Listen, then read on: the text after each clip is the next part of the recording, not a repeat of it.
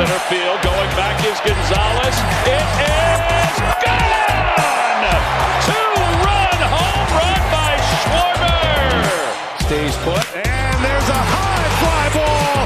Deep right field. Harper watches it fly.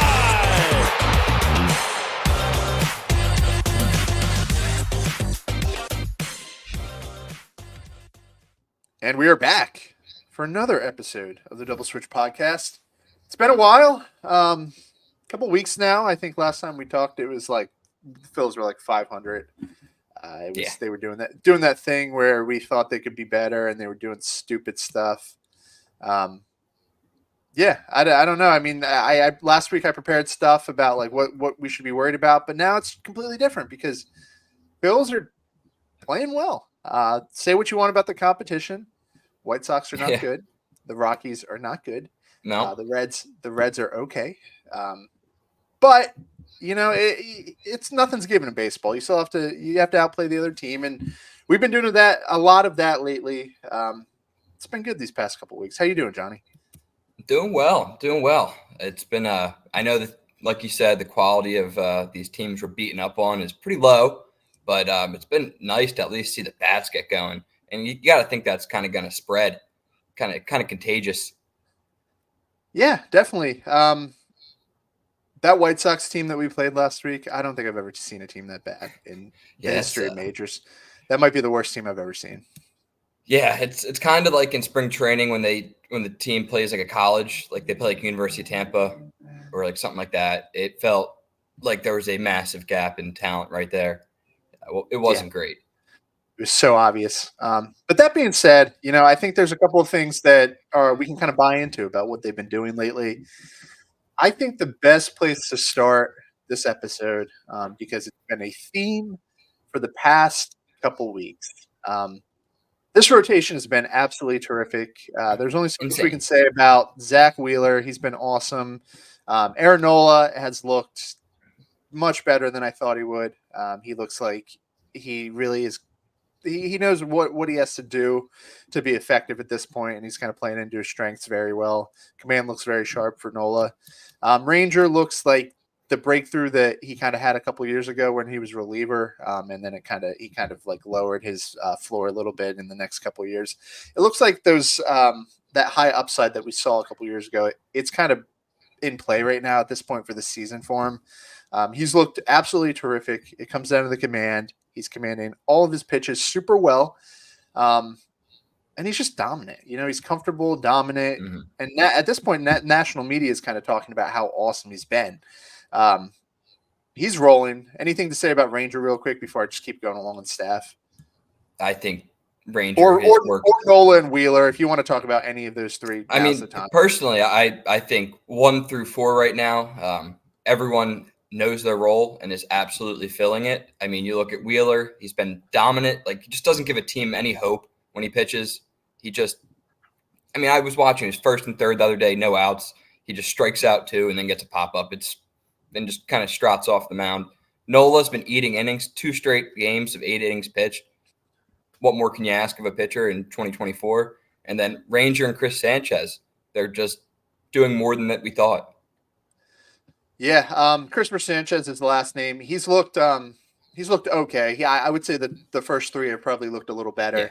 Yeah. Wheeler, like you said, the velocity was kind of down earlier in the year, but what I've realized about him is his floor is so high right now.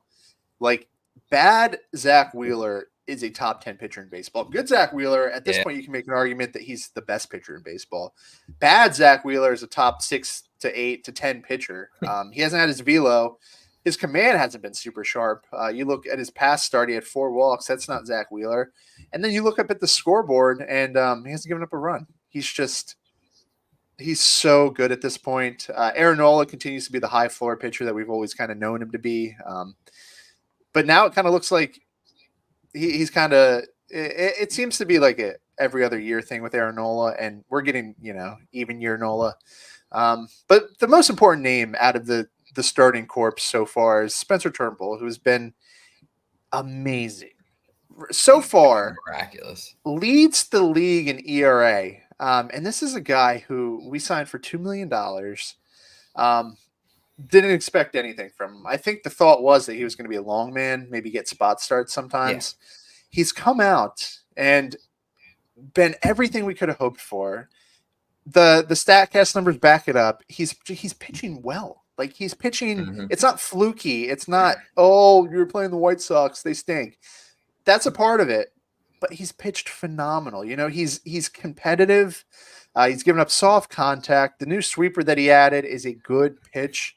The stuff plays, you know, and it's been a couple of years since he's been healthy. And you hear that said by, you know, the Taijuan Walker fans out there. Oh, you want to keep him healthy, and you know he's not going to be able to pitch. That's true. He hasn't been healthy in a couple of years, but he's healthy now. His stuff looks amazing, and he's probably out of the rotation at this point. It's tough. It's tough, but here we are. Taijuan Walker he's been in the league a while. He's a veteran in this kind of front office. I think it's part of its saving face. You know, you give Taijuan Walker the big money to be the back end of the rotation guy. They're bringing him back to the rotation, and it means kind of pulling the unit that has performed so good in these past couple weeks apart. You're kind of taking out the guy who has arguably pitched the best. So it's going to be interesting. It's going to be interesting to see all that play out. Yeah. You know how I feel about it. I mean, it's not broke. I have no idea why we're trying to fix something that's absolutely a fine-tuned machine right now. Like you said, I mean, you literally cannot ask more out of Turnbull. I mean, he has been like, to me, he's like what Chris Sanchez was to this team last year. He kind of overexceeded his role in the back of the rotation, and he gives us a chance to win and some, you know. He wasn't just like a 3 earned, 4 earned, 5 innings pitched. He can go 6, 7, and he can keep it at 1 earned, 2 earned runs. I guess money gets in the way. You're right. Yeah. Josh Walker coming back. Josh. Yeah. If both Taijuan and Spencer Turnbull were on 1 year, $2 million deals with incentives, what do you think this would look like? Spencer Turnbull would be pitching. Yeah. Yeah. The truth is, you people keep saying right now when they kind of reference this debate. Oh, you know, right now he's pitching well. Like the only thing that matters, in my opinion, is kind of putting together the best team right now. Sure, Spencer Turnbull has not thrown 150 innings for like 5 years, but he's healthy now. And until he's not healthy, why would you want to kind of mess with something that's working? He's pitching well. You move him to the bullpen, and there's a couple things that could happen. One, he could literally get hurt anyway in the bullpen, and you know, and preserving these innings and worrying about his injury history, he can get hurt down there. He can get hurt in a bullpen session. He can get hurt running, you know, doing his stretches. Right now, he's healthy. He's pitching well. There's no reason to believe that in the immediate future, he's not going to pitch well. And Taijuan Walker, I mean, it'd be one thing if he was dominating, you know, like certain teams, they have top prospects who are just knocking on the door. You know, they have a 0.5 ERA, and, you know, Paul Skeens is in the minors. And what's Bailey Falter doing here? It's not that. No, it's not like that. Yeah, we don't have no top prospect. We have Taijuan Walker, who in his rehab assignment, the results were not very good. He walked more than he struck out. He didn't strike out anybody for the most part. The stuff, 91 miles an hour. It's down from a couple, or it's down from last year. And this was against 18-year-olds in low A in Clearwater, the Threshers. There's no reason to believe that what we saw out of him in this rehab assignment is even productive as a major league pitcher at this point. You know, that stuff, that does not translate to MLB. If he's not pitching well down there, he's not going to get up here and pitch well. You know, he might. Baseball's weird like that. He might just something can click, but he's done nothing. He could be leaving a little in the tank. I mean, yeah, he's done nothing to show us that he's ready. I would argue physically, you know, if the velo hasn't been there, it doesn't scream a pitcher that's bursting at the door to take a spot in this rotation. But yeah, Turnbull, he's done everything right, and it just sucks to see him lose his job for reasons that I can't comprehend as a fan and as a person who is viewing this from an outside perspective. Let's put it that way. I mean, literally every sign of it. I mean, I know me and you both look closely at those rehab stats, and I saw some video too, and it feels like, I mean, I'm not even like saying it just because I'm for Spencer Turnbull. I mean, based off of purely performance and merit as a pitcher, 1K, 4 walks, 4 earned runs, and like 4 innings pitched, never getting past 91. That is not good for our 5 starter. We got to at least let him work through that, maybe get a little bit of that velo, get up to like 92, 93, because we can't really afford to. Tom Walker, I mean, I know he talked about trying to transition more of a pitcher, less of a thrower, but in the 80s, it doesn't really play in MLB. I mean, it's just, you're not kidding anyone, unless you're Jamie Moyer, you know? That's a big part of it too. Is you're looking at just their repertoire, and Spencer Turnbull with the sweeper actually might be a good reliever. Good. But that doesn't mean that he should be a reliever. I'm not saying that. Like, I've heard that argument too. Oh, Taiwan would be awful in the bullpen. Like, that doesn't mean like we're demoting Turnbull because Walker's awful. Like, that does not make sense either. And one more thing that's worth noting, I've heard people say that, oh, Turnbull's down there, and if Taiwan sucks, you can always move Turnbull back to the rotation. That doesn't always work as well as people think it would. The way he's pitching now, he's in rhythm, and baseball players are very much like rhythm players. You kind of ride the waves. Spencer Turnbull could go down the bullpen, lose his routine, kind of lose a feel for what he's been doing right. And, suddenly you have Taiwan Walker who's not pitching well, and you have Spencer Turnbull who lost it because we broke that cycle of what was working for him. There's a real possibility that happens. So, I mean, what makes the most sense to me is just whatever's working now, just ride it out. I've been this way with everybody. If there's an outfielder who's hitting really well, I generally don't care who they are. If they're producing now, let them play. Like, it should be a meritocracy. The best players should play. The best product should be on the field. And I think that's Spencer Turnbull right now, at least. Yeah. And no, I really don't disagree with anything you said there. But we kind of just have to accept it and kind of hope for the best, I guess.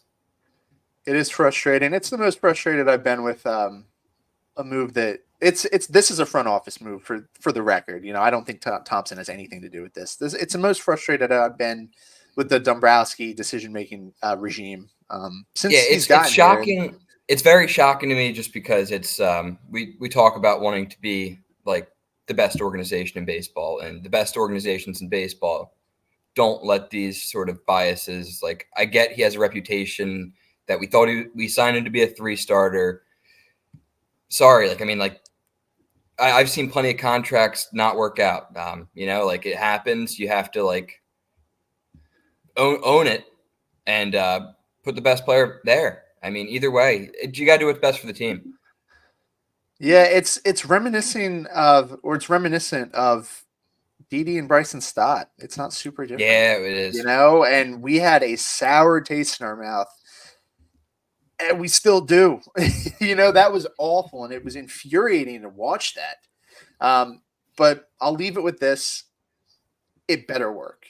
It like, if you're gonna do it, it better work, or you're gonna hear it from everybody. Like, it's not just going to be us. It's not going to be us on our podcast talking about it. You're going to hear it from everybody. If Taiwan Walker goes out there and stinks it up. So I'm not rooting against anybody. I'm just saying it better work.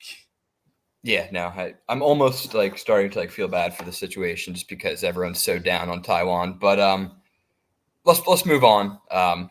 That's a small negative and a very, very positive 2 weeks for the Phils. Josh, give me something about the offense that you're liking.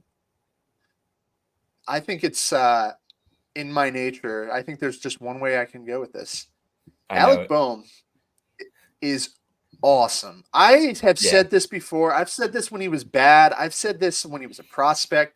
He is simply an incredible hitter. I'm not saying he's the most impactful hitter. He doesn't have the most power, but man, dude, when he goes up there and he has an idea of what he wants to do. And every year he keeps getting a little better. He cuts down the walk rate a little bit, the strikeout rate a little bit, and he increases the walk rate a little bit. And you see the launch angle increase a little bit. And suddenly, 4 years of compounding improvements, we have a really well-rounded hitter who is suddenly just turning into a monster. Like, I don't throw that out easily, but this is a guy who has very little weakness when he goes up to bat. He's batting 347, and it's not like it's April 7th. April's over on Tuesday, and he's batting around the 350 mark. 3 home runs. The power. It's probably never going to be groundbreaking power, but he's on pace for 25 homers. He's awesome with runners in scoring position. 441 average. 441 average. Like I see him coming to the plate with runners in scoring position. It's to the point where I'm expecting him to get a hit. He's been that awesome, barreling everything up, all parts of the field. Looks confident. What else can you ask for out of Alec Bohm? The development process is working, and we're seeing the best version we've seen of him to date. Yeah, no, well, 100%. And it's funny we talk about this because I was texting you not too long ago how, like, how high I am on Aiden Miller and how I think that he might be the third baseman of the future. Basically, the past 2 weeks of watching Bohm has completely. I'm all back in on Bohm, and I think it's just because I think the trajectory of who I thought Bohm was going to be is very different now. I think we all thought that home run power would kind of take over, but it's the gap power that's been really tremendous, and just his knowledge of the strike zone has gotten so much better. He's kind of remind me of how I thought about Bryson Stott as a makeup. I mean, he's becoming a really professional hitter, and his defense needs to you have to tip the cap. I mean, the guy's clearly been working his ass off. Yeah. So a couple of things I also want to hit on for Bomer. The defense. So the thing I've noticed about the defense is he makes a lot of hard plays now, but he still seems to botch a lot of the simple stuff, which is why his defensive runs saved has not gotten any better.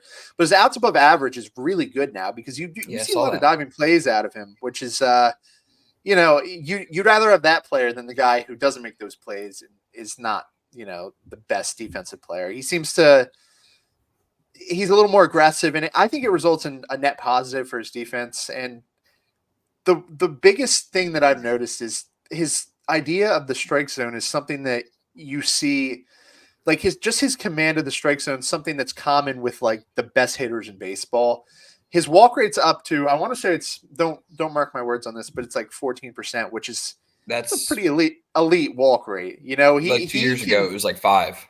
Yeah, he has that ability to kind of do what Bryce can do, where you have a better idea of the strike zone than everybody else involved there. Besides probably the catcher, he goes up there and you see pitches that far off that he just spits on. He knew it was a ball the whole time.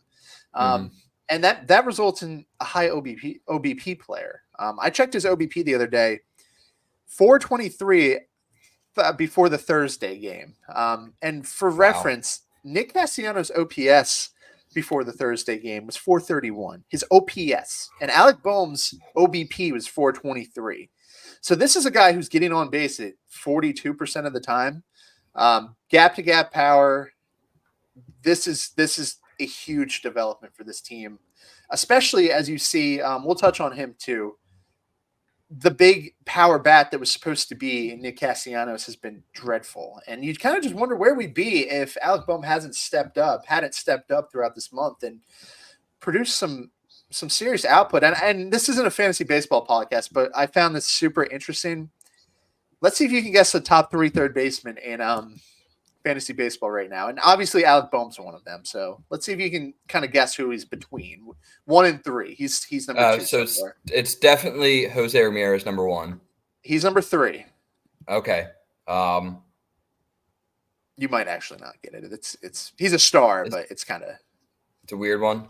He's a shortstop, but he's technically a third baseman in fantasy. Correa? No, it's not Ellie. You might not get it. Who is it? Top 3 go Gunnar Henderson, who's a superstar.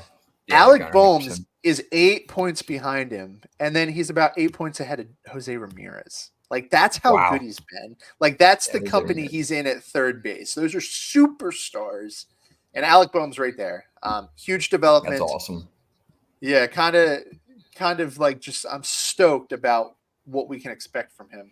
Because, those high OBP players, they're high floor players. You bail yourself out by getting on base, and we see Bryce do it all the time. But I think we should stop there with Bomer before I talk the whole episode just about his development. Nah, but honestly, it was we needed to talk about it because I mean what he's done like just with like marginal improvements over year from year, and really like you nailed it. Like the difference for Alec Boehm as like an offensive player in this league is like, are you going to be an on base guy? Because if not, like you don't have the pure slugging ability. I think we learned that with Nick Castellanos. I think it's a good transition to what's going on with him. He's an awful OBP guy. He doesn't have good quality at bats. He doesn't really see the strike zone in the way guys like Harper and Boehm are right now. And that's the difference. It really is. Real quick before we get to Nick Castellanos, there's a guy I want to clump with Alec Boehm because I think they're kind of similar. A lot of the time, like with prospects, we develop this like false reality for like what we can expect with them because you have guys who completely changed like our perception of minor leaguers. Julio Rodriguez comes to mind, Fernando Tatis, Adley Rutschman. They come up in their stars, and you have like this big name in the minors, and they come up, and that's like the bar is set for high upside players like that. But the truth is that's not common at all. Those are exceptions to the rule. And Alec Boehm, with his marginal improvements every year, I think Brandon Marsh is doing something very similar. Brandon Marsh was a like toolsy player coming out of like the Angels farm system. And this is year 3 of Brandon Marsh. I think the same thing's happening. I think every year he keeps getting a little better. His barrel rate this year is just insane. He's barreling up a ton of baseballs. He's halfway to his home run mark from last year, and it's April. Like, people aren't talking about that enough. He's been so good. The strikeouts, he hasn't made the strikeout progress that Boehm has. Boehm's impossible to strike out at this point. Brandon Marsh striking out 33% of the time, which, you'd like to see him cut that down. But he's an impact bat too now at this point. And when he comes up to bat, you feel like he can do something to really impact the game. It's no longer that guy who bats like towards the bottom of the lineup and, you're excited when he produces. He's got pop. He's a big framey guy, and he's developing in front of our eyes too. I love seeing this in an organization that kind of struggled with getting guys to take that next step for so long. We have 2 super toolsy, super like interesting guys who are just getting better and better. And if you can continue to do that with just throughout an organization, you end up with I don't want to say the word dynasty, but that's how the Dodgers and the Astros have done it. Like, that's how they do it. They just figure out how to get guys better than what they currently are. You get to this point and, that's the old you. Let's figure out how to get you better than that. And Brandon Marsh and Alec Boehm, they're just doing that right now. It's awesome. Yeah, no, Brandon Marsh, it's really cool to see. I bet you, like, if you look at like his quality contact stats, I mean, they're probably all top 5. He's crushing the ball.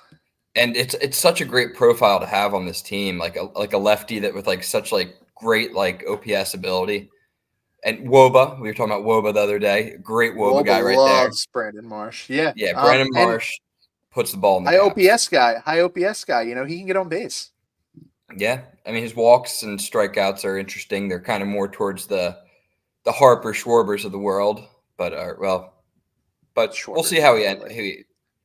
Yeah, probably with the splits right now, but third player. All right, I'm taking up way too much. I'm going to give it back to you in a bit. All right. There's a lot of positives. Let's hit on one more guy. He's not in that tier of improvements, but I got to give a nod to Johan Rojas because I'll be honest, I didn't know if it was going to work. There was a moment there where I was not sure he was going to be able to figure it out in the majors. I didn't doubt the long-term profile. I just didn't know if he was going to be able to do it as our everyday center fielder this year, but he's been better. Trust the process, making better contact.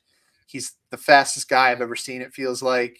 He's an awesome defender and getting better every day. Yeah, Rojas has been awesome. This is a front office that really believes in what they're doing. They stuck with him, and it's nice that it worked out. It's a pleasant surprise.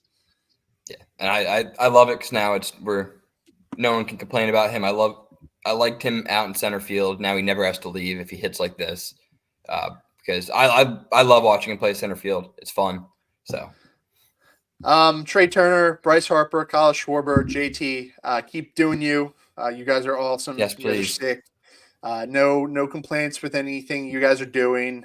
Just Trey Turner, you've been amazing. He's batting in the mid 300s too. I think that the first year we can kind of chalk up to an adjustment period for him. I don't know if he's going to be like batting title Trey Turner like he used to be, but I have much more faith now after seeing him get off to a hot start. But that brings us to the grand finale, I guess, of the starting lineup because there's just one guy left. Actually, there's two. I'm gonna bring both guys up, and you talk about who you want to talk about because Nick Castellanos has been awful, absolutely awful. Just first sign of life was yesterday with the home run. Not a good start for Nick and Bryson Stott. I mean, this is probably the biggest surprise in my opinion. You know, Nick Castellanos has those ebbs and flows of ups and downs. You know, we know how Nick Castellanos operates. Bryson Stott, I was sure that the worst possible version of Bryson Stott would bat like 250. That average is way down near 200. He doesn't look comfortable at all. He's swinging at pitches that Bryson Stott should not be swinging at. The approach looks off, no power whatsoever. His game's just kind of in limbo right now, and I don't know why. I wish I had an answer, but I don't. Yeah, it's tough. It's like a tough one to kind of look at. Like for me, like when I watch him like hit right now, it looks like he's like kind of like on like a defensive mode. Like he's being attacked by the pitcher. Like last year, I felt like he was always in like a good stance to and like a good short swing to just kind of attack any pitch. Right. Like now I just feel like he's at a disadvantage up at the plate. It looks like it's not the same. Not used to that with Bryson Stott. He seems like a guy who knows exactly what he's doing. You know, I wonder. I wonder similar why. to Bone. Like you're used to him having like that right approach, but I think we just got to stick with him. I don't see a better platoon really in there unless you want to get Sosa in a little bit, who has some fun pop. Give him a little off time, but the two guys struggling. It's obvious. And everyone else is hitting, so I guess we can just ride it out. What's your worry level on Bryson Stott, 1 through 10? I'm at like a 4. Yeah, you know, I wanted to say I was like a 2 just because I do trust he's a smart hitter, you know, and smart hitters figure it out, but something seems off, and I think that I don't have any problems with like the long-term outlook, but I don't know what he needs to do to kind of get himself out of it because, you know, everything in the profile kind of looks okay. It's just the production's not coming. Maybe, you know, just a soft reset, a midseason reset, and just wait it out because I don't think there's any answers for Bryson Stott. I mean, that's kind of a cornerstone of your future at this point. You just got to let him figure it out. Yeah, he might have been the guy that's kind of cursed with the slow start. That I mean, every team has that guy that everyone knows they're a talented player, but they just have an awful start. It used to be Schwarber. It used to be his kind of shtick, but Castellanos is kind of getting used to it. Yeah, so Bryson Stott, you know, I have a front seat view to this, and a lot of Phillies fans aren't going to care about this, but Corbin Carroll's going through the same thing where it's a good hitter with a good hit tool. Like you think that they, at the very worst version of themselves, should be able to get on base and get hits. Both of them are batting like 200, and it's strange. Yeah, very similar trends with them, like last year too. Both like really good mid-season, and then like a slow kind of decline at the end of the year, and then coming to this year very confused. Yeah, and I don't know. I can't quantify this, but sophomore slumps. It's not really sophomore slump. It's more of like both of them are in their third year technically, but you know their first years were weird, where they were like part-time players. It might be a case where the league made an adjustment to Bryson Stott, and there's more data in that video room than they had last year, and maybe there's a hole there that they're exploiting. I'm sure people much smarter than me can look into that, and I'm sure the Phillies probably know. I would hope they know what's going on, But yeah, Bryson Stott's interesting. And then worryometer on and for worryometer, I mean, like, how worried are you that they're not going to be able to meet the expectations you had for this year? Worryometer on Nick Castellanos at this point. Oh, if yeah, good way to frame it with expectations for the year. I'm at like an 8 out of 10 with Castellanos, just because I just think he's a production deficit. It's tough. I mean, he just doesn't do enough other than out in the baseball field to like make his style of play really worth it for like a winning team like this. Yeah, it's a brutal way of putting it, but you're right. It's just not what he's doing right now is not helpful to us. I did have a look into Nick Castellanos, and what I noticed, it's pretty weird. He's walking more, and I don't know if it's a good thing, because he's never walked for like, that's not in his game. And I think that in the offseason, Kevin Long hitting group, they kind of went to some of these right-handed batters, and I think they said, hey, wait till you get your pitch. If you take a walk, it's not the end of the world, which is true. That's true for Alec Boehm, and that's true for Trey Turner. But Nick Castellanos has made his game off of being aggressive and attacking the pitcher, not waiting for his pitch. He has I can't remember the number. It was either 3 or 4. He has 3 or 4 hits with 2 strikes this year.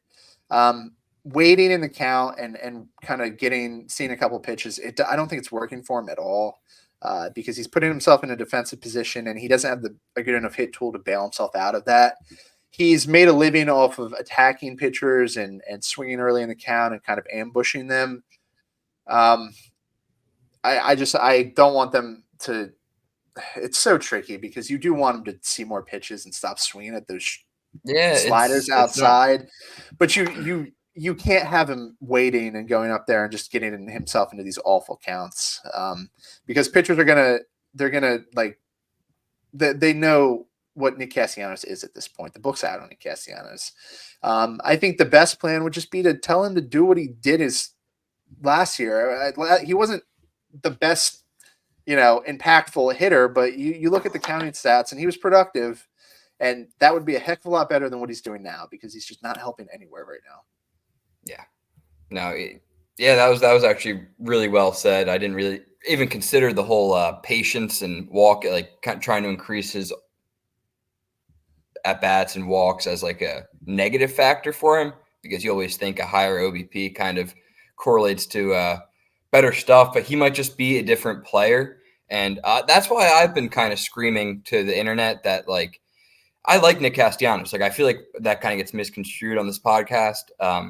But like, I think like we do with Brandon Marsh, he should get that similar treatment where we put him in situations to succeed. You go ahead, you look at his OPS splits through his whole career. His OPS is like 250 points higher against lefties. If you know that, and we have that data, and baseball is supposed to be data driven these days, you think you would kind of just do that same treatment regardless of his like veteran status. It's confusing to me because I feel like we could add a guy like Cody Clemens, let him play a little bit of right field, hit against hard righties, and then it doesn't have to be like a full platoon. Like if we're playing like the Nationals and they're throwing out like their 5-starter who's a AAA arm, then yeah, like bring him in. But like I don't see the whole idea. I don't know why we're not making different decisions. Yeah, I get it. Like we know who he is. I mean, put him in like situations to succeed at this point. Yeah, it's just there's no easy solution.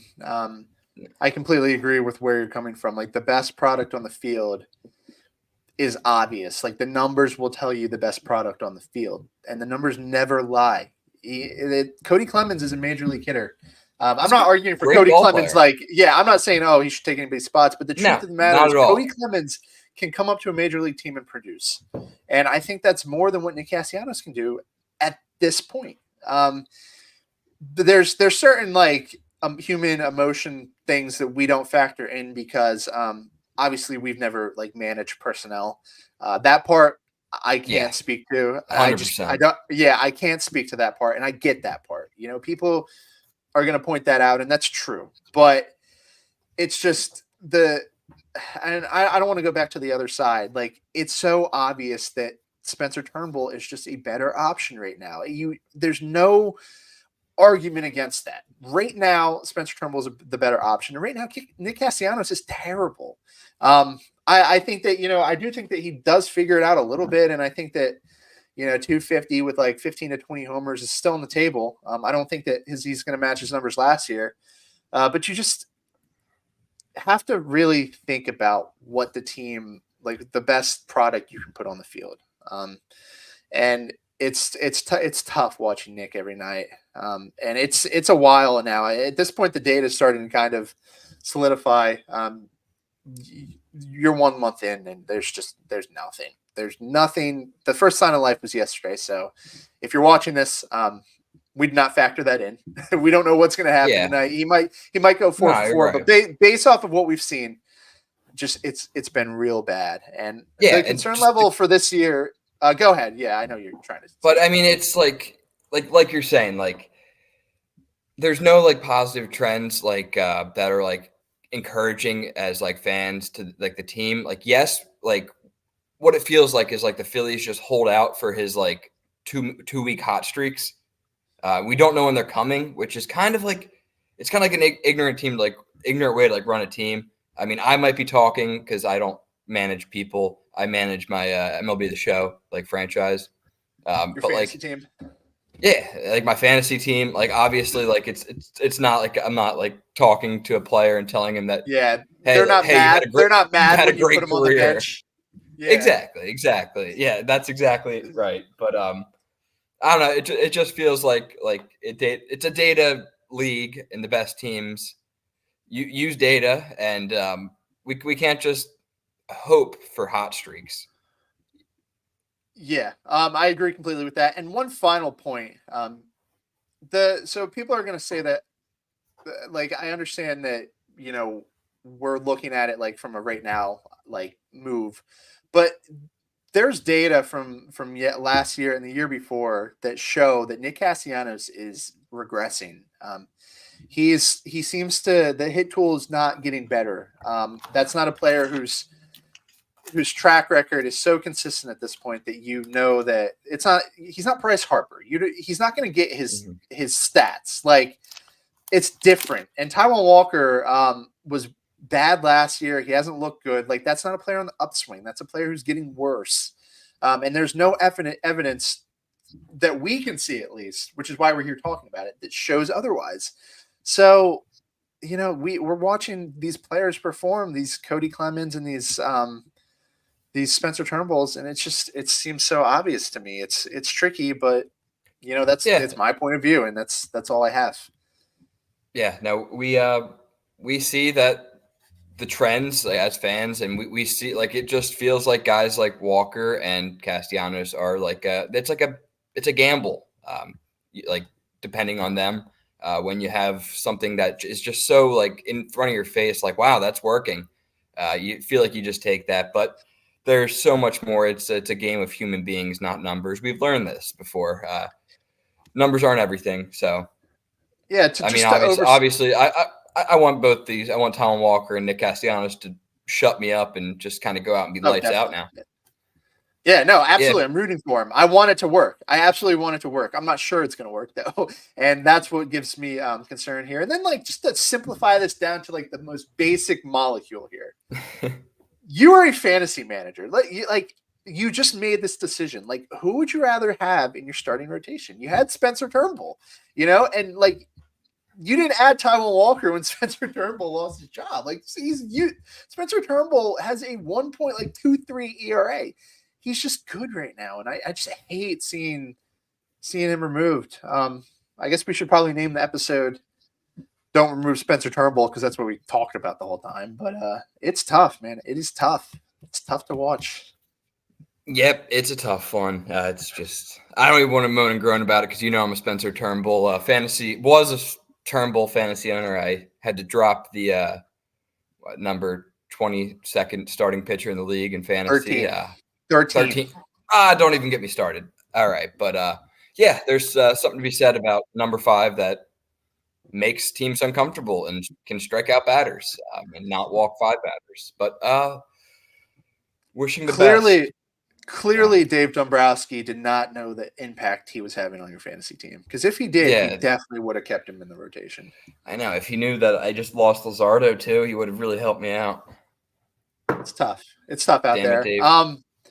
This episode got we ended up complaining the whole time, which we do sometimes. We apologize. 17 and 10.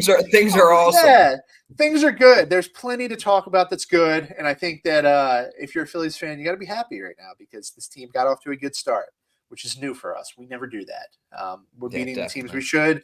We're beating the teams that are good. We're just playing well.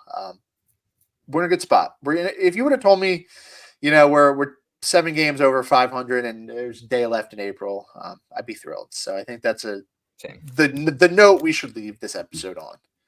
Totally. No, it's a great time. We just we like to see perfection, so we're nitpickers. But no, it's a great time in Philly sports. Now that we're ending, I should kind of comment the Sixers. They look awesome. They've been a lot of fun. The Pick Swap Pod has a lot of good stuff going on right now. So if you're still listening, definitely tune in. I've been watching a lot of the Pick Swap podcast lately. Great time to be a Philly sports fan. No, those guys are awesome. If only you and I could do as good of analysis on the Phillies as they do on the Sixers, we'd be unstoppable. We'd be unstoppable. I know. Yeah, definitely go check them out. We're getting better, guys. Well, yeah, just like Alex Bohm, better every year. But as always, thank you guys for listening, and we will be back to talk to you soon, and hopefully Taiwan Walker works. I'm rooting for you. Hopefully it works. Yeah. Go Phils. Go Sixers.